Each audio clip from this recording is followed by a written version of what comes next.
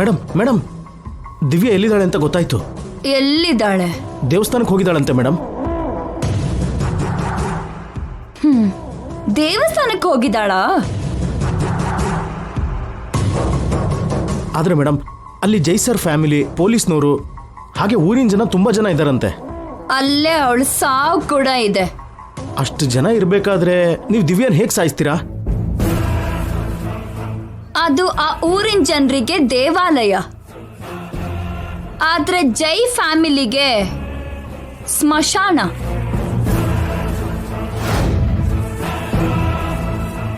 ಆ ಫ್ಯಾಮಿಲಿಲಿ ತುಂಬಾ ಜನರ ಸಾವು ಆ ದೇವಸ್ಥಾನದ ಮುಂದೆನೆ ಆಗಿದೆ.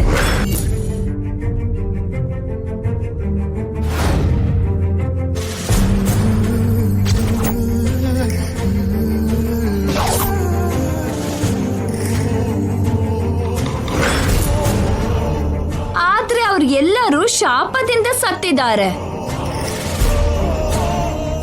ದಿವ್ಯಾ ನನ್ನ ಕೈಯಲ್ಲೇ ಸಾಯ್ತಾಳೆ. ಮೇಡಮ್ ಸ್ವಲ್ಪ ರಿಸ್ಕ್ ಏನೋ, ಒಂದ್ಸರಿ ಯೋಚನೆ ಮಾಡಿ. ಭಯ ಪಟ್ಟಿದ್ರೆ ಹೊರಗಡೆ ಬರ್ತಾನೆ ಇರ್ಲಿಲ್ಲ. ಭಯ ಪಡ್ಸೋದಿಕ್ಕೆ ಬಂದಿದ್ದೀನಿ. ಇಷ್ಟು ದಿನ ನಾನು ಒಳಗಡೆ ಇದ್ದೆ ಅಂತ ಎಲ್ಲರೂ ಹಾಯಾಗಿದ್ರು. ನನ್ನ ಈ ರೂಪದಲ್ಲಿ ಅವರು ಮೃತ್ಯುನ ನೋಡ್ಬೇಕು. 5 ತಲೆಮಾರುಗಳಿಂದ ಆ ಮನೆ ಸೊಸೆಯಂದ್ರನ್ನ ಬಲಿ ತಗೊಂಡ ಆ ದೇವಸ್ಥಾನದಲ್ಲಿರೋ ದೇವತೆ ನನ್ನ ಮೃತ್ಯು ಸ್ವರೂಪನ ನೋಡಿ ಭಯ ಪಡ್ಬೇಕು.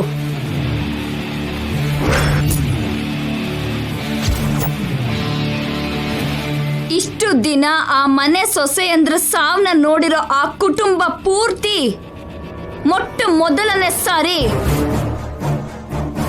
ಆ ಮನೆ ಮಗಳ ಸಾವ್ ನೋಡಿ ಭಯ ಪಡ್ಬೇಕು. ಇನ್ ಮುಂದೆ ಆ ವಂಶ ಶಾಪನಲ್ಲ, ನನ್ನ